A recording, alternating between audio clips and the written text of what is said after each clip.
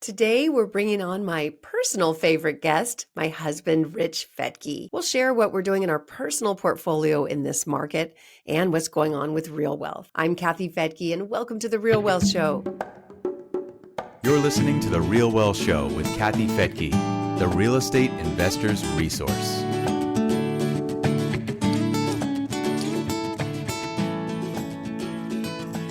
Today, Rich and I will share our personal and investing journey this year, how our portfolio is performing today, and we'll address what we see as the greatest risks and benefits in our current housing market cycle. We'll also talk about what's going on at our company, Real Wealth. But before we get into the show, you may have noticed that we have a new thumbnail. We thought it was time for a nice refresh on our artwork, but we'll still be sharing the same great content as always. You'll also start to hear some ads in our shows. This is what helps keep all the shows free to our listeners. Rich Fettke, welcome back to the Real Wealth Show. It's been way too long. It's been way too long, so great to be here. Yeah, our producer said that you are the most popular guest, so we need to do this more often. Kind of blows my mind, but I'll take it. I like it. Well, we've been to quite a few conferences this year. People come up to us and ask questions about what we're doing personally. They want to hear if what we're doing is different than what we talk about on the air and at Real Wealth. So I thought it would be fun to just have us go, answer those questions here live on the Real Wealth Show, the ones that we hear when people corner us. Okay, so the biggest question is, are you investing this year? If so, why? And if not, why not? Yeah, that's probably the question we get asked most, right? And it's because so many people are there's so much trepidation right now, and like, should I invest or should I not invest, and all that. But I mean, for us, our approach has been not only expanding our single family portfolio in the sense of going into almost like moving from the lower A class to the B into these higher end vacation rental style properties like in Park City, and using those for short-term rentals. And then, I mean, really, you know it well. You and I are so focused on our group investments, our funds, our syndications, and partnering up with other investors to take it to the next level. Yeah, we've been extremely active with syndications and about to be much more with 3 new funds coming out this year. Awesome. Yeah. Yeah, multifamily fund, because one of the opportunities right now is multifamily. Over the last, cycles happen consistently, and you start to recognize them over the years. You start to see when people dive in and there's lots of buyers, then other people say, ooh, what's going on? It's like the crowd follows the crowd. So, they're buying stuff, I better do it too. And then it builds and it builds and it builds, and that drives prices up. And it's like this energy that people don't even know they're in, and they can't get out of it. They can't stop. They just keep going without seeing that there's another cycle around the corner, which is all you just drove prices up. Now it's not sustainable. What you had to do to even get the deal didn't make sense. You changed your underwriting in order to compete with everybody else.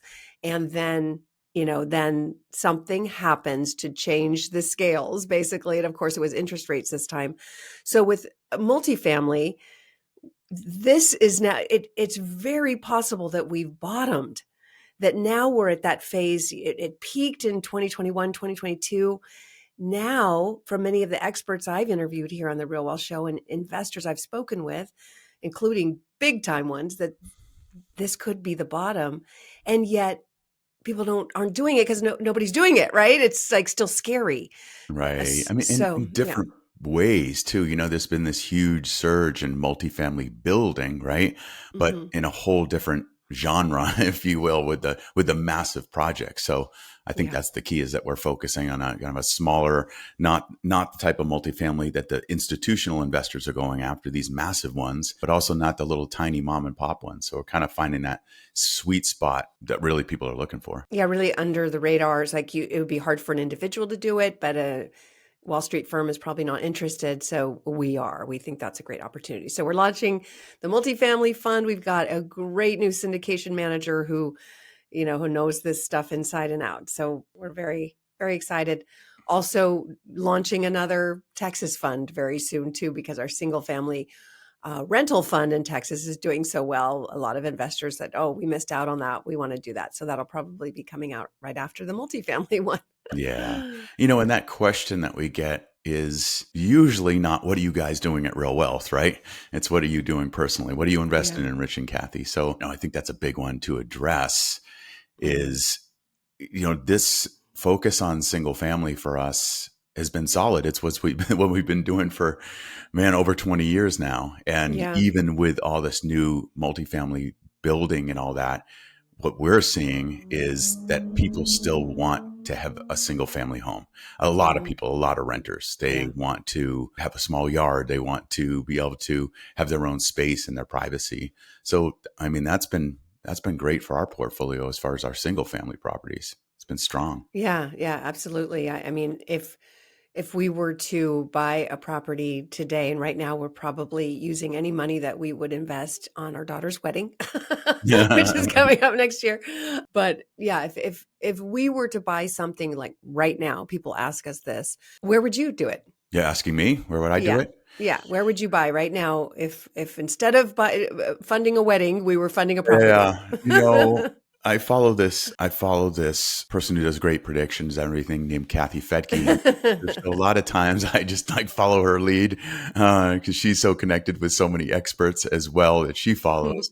Honestly, it's right now I'm really looking at Texas. It's Hmm. still strong, it's still solid. San Antonio with the bases around their military bases, I think is staying strong and just consistent would be Hmm. the key there. And then, of course, north of Dallas, as you always talk about, where there's billions of dollars going in for the chip manufacturing and people are moving there. And with our first rental fund of the single family fund, I mean, that's talk about that because that's been doing really well. Oh my goodness. Yeah, we really timed that well because it was 2022 when Jerome Powell said he was going to start raising rates and there would be pain in real estate. So nobody wants pain. So people were like, "Oh, I'm out." So there was this pause of just nobody buying, and in the middle of 2022, so we started a fund with our partner in, our referral partner that so many of our investors at Real Wealth have bought individually from. We thought, maybe she would be willing to do a fund with us. And she absolutely was because there was deals everywhere and no one buying them. So we raised, I think it was 8 million for that fund. And we were able to buy all cash, use cash to renovate the properties, get them on the rental market. We are getting 1% of purchase price plus renovation, which is hard to do. Yeah. Hard to get that 1%. We're getting it. And then we got an appraisal, so much equity. We were able to refi, get all our money back out of it. So we had to go to the investors and say, do you want your money back or do you want us to use this money to go buy more? And it was like, it was very much the majority vote was go buy more. So we're still giving a pretty large distribution to them just because, but then we just bought a whole bunch more. And this time it wasn't older homes that we had to fix up. There's so many builders that are struggling. This sales have been slow this last few months. There's a lot of uncertainty out there. Interest rates are still high, prices are high. It's very, very difficult for people to afford to buy, but they want to live somewhere. So the rental demand is strong. So we were able to negotiate just incredible deals with builders. And that's what we put in the second round for the fund. So when we discuss this, the fund is closed to new investment. So we get a lot of people saying, please, please do it again. So that's what we'll be doing. Yeah. But Yeah. that's what I would do too. I'm with you there. I'm so glad you said that. I'd probably buy in Texas. I love our team in Indianapolis. I love the Cleveland team is amazing. Florida is soft right now. So you can get amazing deals in Florida. And I think that's going to bounce back. So yeah, Yeah. it's hard to choose. Yeah, and then in preparation for the show, just so I could have some good answers and be knowledgeable, I did an overall analysis on our overall portfolio of our rental properties, not including what we're invested in syndication wise, and it's not too bad. We got an overall 8 to 9% return on our properties, and that's just kind of like short term.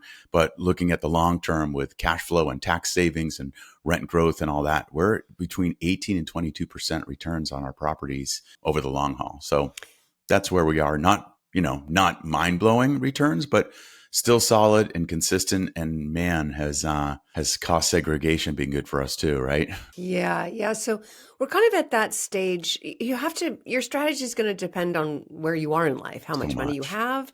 Are you Yeah. building? Are you, getting older like we are and in a new phase? A lot of what we bought before has kind of brought us to where we are now, where we've sold a lot of the properties that have aged. Hmm. And like the Pittsburgh one, it was I don't part of me was like, why are we selling this duplex in Pittsburgh that's been rented to one family, father and son in each unit? They've never been late. They pay on time. It cash flows incredibly. But they'd been there like, I don't know, years. And we hadn't done any repairs on this Right. place. And it's like 100 years old. And Yeah. both of us were like, oh, I know there's CapEx with this. I know we're going to be putting a bunch of money in it. Maybe we should just sell it now and 1031 into, or, exchange or just use the money for something newer. It was hard to do because the cash flow was insane. But then Yeah, you got all sometimes you those. got to step back and look at the property and look at it's about optimizing our portfolio, right? It's like really looking at Mhm. that. We knew that there was going to be an inspection in the city of Pittsburgh. They do Yes. inspections to check out the condition, everything, and then you have to get everything up to code and sometimes up to the new code. So we're Yeah. like, just like the condo that we had in Malibu, we sold that before because, we knew that there was problems with the whole septic and sewer system there, and being on the board, we got that advance. We had insider information, I guess. So sometimes you got to be strategic. Yeah, we were both on the HOA board and we're like, oh, there's issues. There's major issues, Yeah. which you have to disclose. I think I hand wrote 2 pages of disclosure because we knew everything and we still sold it. Like, oh my Yeah. gosh. Yeah. Thank goodness. And it Yeah. definitely helped us when we are building our new house. Well, But now there's like a $10 million assessment on the property. it's And crazy. Yeah. All different things. It's slowly oof, sliding yeah, into the ocean. But yeah. another thing that we get asked a lot that just popped in my mind is like, why, like, should I get into single family or should I get into syndications or should I start syndicating? It's like we just got back from that Limitless Expo and I heard that question probably 3 or 4 times. And there's this piece in there around that I just wanted to talk about is the mindset of it. It's hard to just jump in and be a syndicator for your first deal. So I'm grateful for us that we went down this path of starting with that little simple single family property in Wiley, Texas, right? And then we learned how to acquire a single family property and rent it and be landlords. And then we added more properties in Texas. And then we went out of that market into new markets. And all that's built up to this real estate investing experience for us that kind of has changed my mindset and has us be able to say, okay, now we've gone through this, we've learned it. Now we're going to step up and learn a new skill and expand into the multifamily, into the build to rent. I just think that's a huge thing to point out in these conversations I have with folks at conferences. This thing is like just get started. And a lot of times my question will be, what does your portfolio look like now? What have you done in real estate investing? And they're like, oh, I've nothing. I've been invested in the stock market. I've had my W-2 for years, but I just want to get into this now. I'm watching these speakers present and talk about this, and it just looks like it's almost too good to be true. So I'm always cautioning people, just get started a little bit small, learn it, and then grow from there. Yeah, there were a lot of capital raiser masterminds, I guess, and Oh courses that man. people were taking and teaching people that, yeah, you could just raise money from other people to do deals, which is true. But if you're brand new, that's extremely irresponsible. Yeah. And trust me, I started syndicating a bit before I was ready to do the kind of deals that we were taking on. My original first partner, Fred, we still work with him today. He had, 40 years experience building and developing. And at that time when we started, it was the Great Recession. We were able to get land for, oh my gosh, 10 cents on the dollar. So it was an incredible opportunity. But then I thought, wow, I must really know what I'm doing. And we're crushing it. People are getting Right. 40% returns. I must be good at this. Partnered with some other people who weren't as good. And we took some major hits, very hard lessons. Syndication is not easy. Because we were able to get through those and find, invest, there were losses. It was difficult. But because we were able to sort of get those investors into better deals later, we got through it. And now we are ridiculously conservative. So conservative, it's people don't want to work with us because Yeah. we're so picky. about what we do. Yeah, don't take it lightly. Syndication is difficult. You're managing other people's money. So yeah, great Yeah. advice. I mean, the current market housing cycle and the whole economic outlook, it just, whether it's syndications or single families or anything, it takes this disciplined, precise approach. Hmm. And so I think it comes back to that in anything. It's like learn to discipline, learn how to do it correctly. I think that's the biggest gap that I've seen. It's not that people weren't being, I guess, disciplined. They were being taught something without, they didn't have the years of experience of knowing that you have to stress test things. The idea that interest rates would stay at 2% forever is just, it's not historical. Mhm. It doesn't do that. Yeah. Interest rates go up, they go down. And in that, in 2022, there was this belief that, oh yeah, it's just going to be this way. And rents are just going to keep going up. This is just their trajectory, instead of stress testing and saying, well, what if they don't? That's what I mean by the discipline. Yeah. Yeah, almost like do a Yes. pre-mortem. Like if this say there's a drop Yeah. in rental rate or whatever it is, a drop in real estate, will this survive? And how long will I be able to control this asset? I Yeah. think that's what, you and I did not do too well back in 2006, 2007. Yeah. And we learned from it, and we see it happening today. People just like, oh, rents are going to grow at 4 or 5%. And, they make all these predictions and they do their underwriting, whether it be for a larger syndication or even a single family property. You got to do your underwriting on that with Yeah. worst case scenario, best case scenario, and expected. Yeah. And you don't see that very often. So in our build to rent fund in San Antonio, our syndication manager, Paul, put a really high interest rate on the pro forma just to make sure the numbers worked, if that's the rate, what the rate was going to be, because nobody knows what the rates are going to be in a few years. You're just guessing. Yeah. So he put it really high. Well, the interest rate came in lower. So Yeah. that's good news. It's so much better than having it come in higher. Hmm. Yeah, I think Yeah. that's really important. So that's it. I think it's more about, me, I'm so much about mindset because I think it is the biggest factor in your success, whether it be business or real estate or or a parent, whatever it is, it's like, so it's having that mindset of a long-term perspective instead Hmm. of just a short-term gain. That's the biggest thing I'd focus on. Yeah, that's something that comes up for me a lot is, do you guys flip? And we don't. Not that there's anything wrong with flipping. It's just, it's not investing. And that's the difference. People, we have a business. Our business is helping people build a rental portfolio in the Right. fastest growing cash flow markets. That's our business. Another business could be flipping, but that's not our business. Too many people flip property thinking they're investing instead of thinking, I just own a business and now I should take those profits and invest. All right. Every flipper I know regrets not thinking long term, like you just said.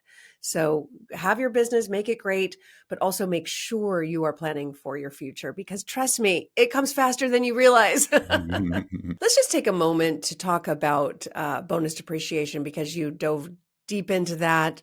Got us some great tax benefits as a result.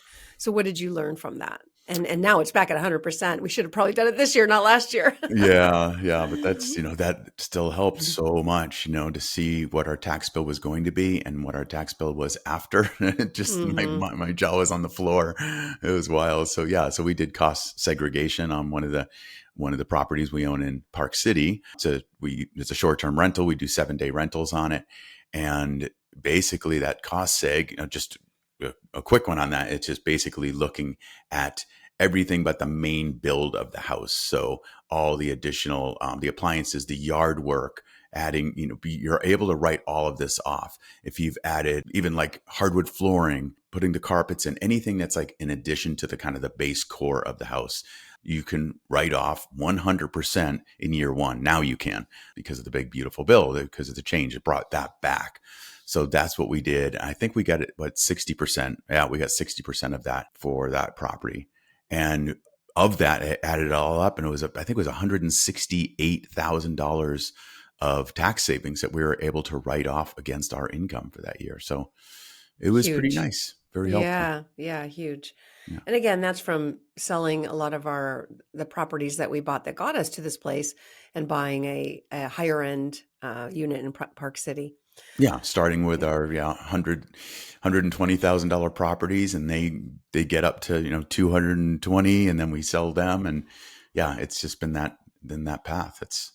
It's a super fun Monopoly game, really. Yeah, yeah. I love games. A big question people have, because we have promoted Texas. Texas has high property taxes. We're bullish still, at least I am, on Florida. We see lots of things going up there, especially insurance. You are clearly the data and numbers guy. People ask us all the time, like, how are you making it work, given that? So, have you seen our insurance rates go up on our properties in Florida? No, Florida's been great. California, where we're in the fire zone, yeah, like we have a property, a long-term rental, just 1 mile up the road from us, and that property insurance went from about 3,000 a year to 17,000 a year. So it's crazy because of the fires, and they just keep jacking up the prices. But Florida, really, I mean, it's gone up maybe 5%. It's incredible, but it all depends on, it's also the properties we have there and where they're located. So I think Hmm. that's a huge one. It's like looking when you do make that purchase, make sure it's not in a flood zone, it's not in a high impact hurricane zone, and that's where we've been, I guess you could say, lucky, because we didn't realize this when we bought some of these properties.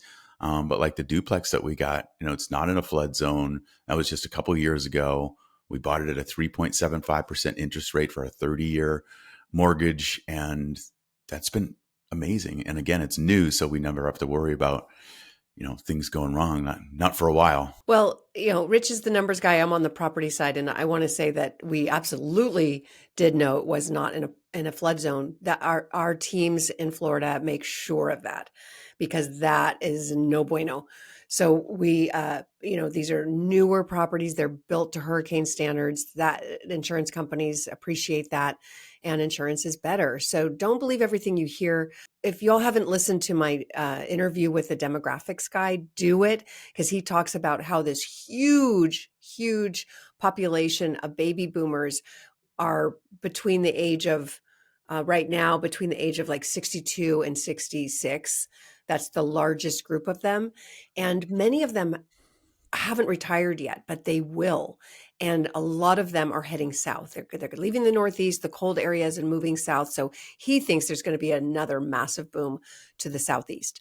And that this is sort of a pause right now before that happens. So something to keep in mind for sure. Another question we get asked at conferences, I don't know if we look at this too, we go outside of real estate, is like, what have you guys been up to? Or, oh, I see you went to Europe and things like that. So I don't know if we should address that, or do you want to share any of that? Yeah, for sure. I posted, our daughter is our social media person, and she posted me in Europe spinning around in the Dolomites, and basically saying this trip, this beautiful, high-end trip that we took our family on to Europe, was paid for through by renting our house out.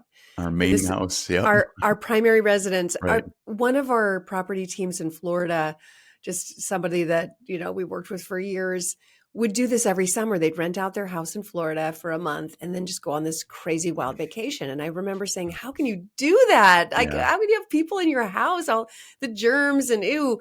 And and he's like, well, you just get different sheets and covers for the guests.